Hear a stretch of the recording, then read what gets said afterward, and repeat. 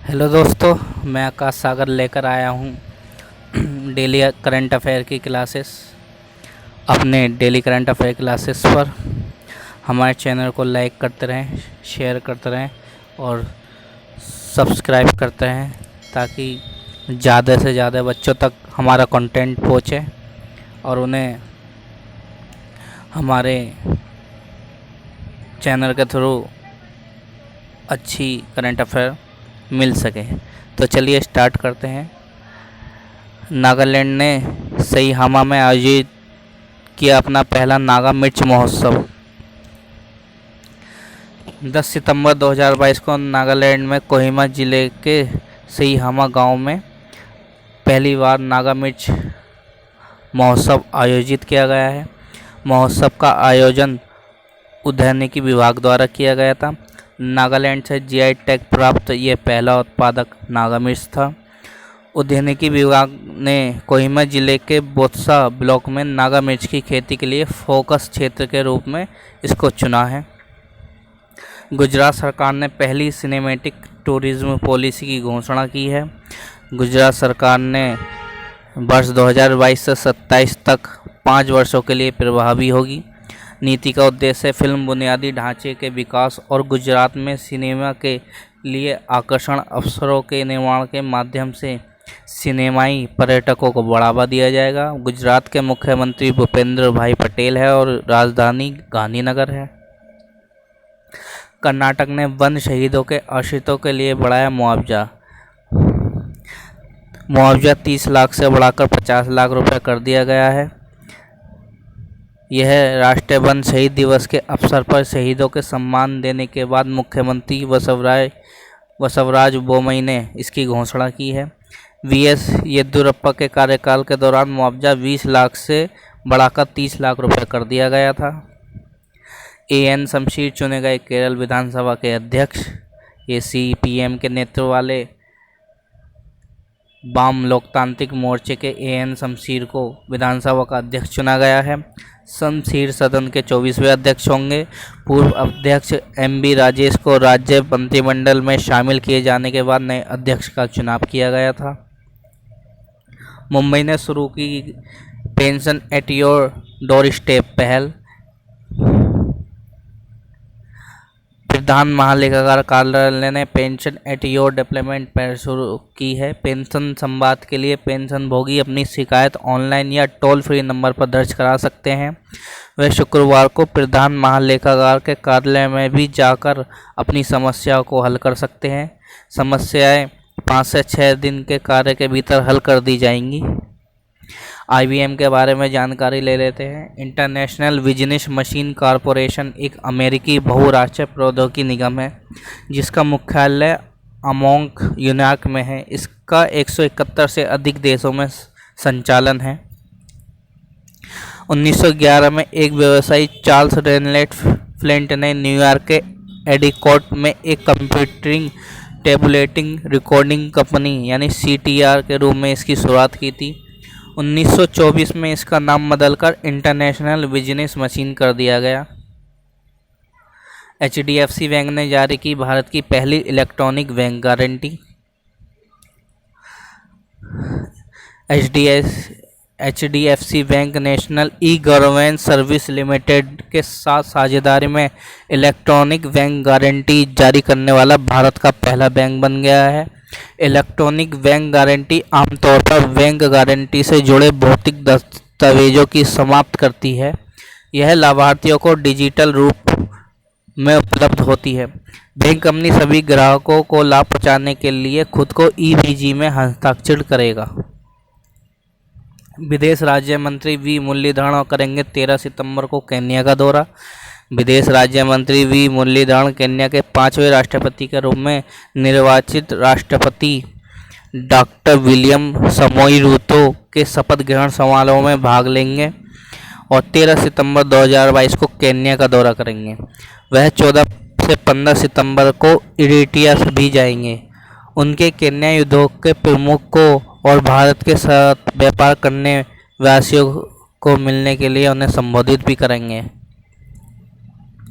13 सितंबर 2022 को भारत की यात्रा पर आएंगी कैथरीन कोलोना। यूरोप और फ्रांस की विदेश मंत्री कैथरीना कोलोना 3 दिवसीय भारत दौरा करेंगी। वह विदेश मंत्री डॉक्टर एस जयशंकर के साथ आपसी हित के द्विपक्षीय, क्षेत्र और अंतर्राष्ट्रीय मुद्दों पर वार्ता करेंगी। वह उद्योग जगत के नेताओं के साथ वार्ता करेंगी और साइट के दौरे के लिए मुंबई की यात्रा करेंगी। ज्ञानवापी मामले में वाराणसी के न्यायालय ने दिया निर्णय। ज्ञानवापी सिंगारगौरी विवाद में निर्णय सुनाते हुए जिला न्यायाधीश ए.के. विश्वेश की एकल पीठ ने कहा है कि मामला सुनने योग्य है। जिला न्यायाधीश ए.के. विश्वेश ने इस सांप्रदायिक रूप से संवेदनशील मामले को 12 सितंबर के लिए सुरक्षित कर लिया है। अगस्त 2022 तक हुई भारतीय रेलवे के राजस्व में 38% की वृद्धि। अगस्त 2022 के अंत में भारतीय रेलवे का कुल राजस्व लगभग 95,486 करोड़ रुपए हुआ, जो 2021 में इसी अवधि में 26,231 करोड़ रुपए की तुलना में वृद्धि को दर्शाता है। यात्री यात्रा से लगभग 25,276 करोड़ रुपए का राजस्व प्राप्त हुआ है। भारत में क्वांटम कंप्यूटिंग को आगे बढ़ाने के लिए आईआईटी मद्रास ने की आईबीएम के साथ समझौता। आईआईटी मद्रास क्वांटम कंप्यूटिंग को आगे बढ़ाने और व्यावसायिक उपयोग में इसकी साक्षरता का पता लगाने के लिए फॉर्च्यून 500 कंपनियां, स्टार्टअप, शैक्षणिक संस्थानों और आईबीएम क्वांटम प्रौद्योगिकी के साथ काम करने वाले अनुसंधान प्रयोगशालाओं के वैश्विक समुदाय में शामिल होने वाला भारत का पहला संस्थान बन गया है। दुबई में श्रीलंका ने पाकिस्तान को 23 रनों से हराया। दुबई के इंटरनेशनल स्टेडियम में अपना छठा एशिया कप खिताब जीतने के लिए पाकिस्तान को 23 रनों से हराया श्रीलंका ने 20 ओवर में 6 विकेट के नुकसान पर 170 रन बनाए थे। श्रीलंका के ऑलराउंडर बनिंदु हसरंगा को प्लेयर ऑफ द सीरीज और भानुका राजपक्षे को फाइनल के लिए उनके बल्लेबाजी के प्रदर्शन के लिए प्लेयर ऑफ द मैच चुना गया है। प्रोटोटाइप मॉडलिंग के कौशल में लिखित वाईपी ने जीता कांस्य। वर्ल्ड स्किल प्रतियोगिता वर्ल्ड स्किल इंटरनेशनल के सदस्य देशों के बीच कुशल युवाओं का यह एक अंतर्राष्ट्रीय प्रतियोगिता है। लिखित ने प्रोटोटाइप मॉडलिंग स्कूल में भारत की राष्ट्रीय कौशल प्रतियोगिता इंडिया स्किल 2021 का भी खिताब जीता था। भारतीय अंतरिक्ष अनुसंधान संगठन यानी इसरो के बारे में कुछ जानकारी प्राप्त कर लेते हैं। यह भारत की राष्ट्रीय अंतरिक्ष एजेंसी है।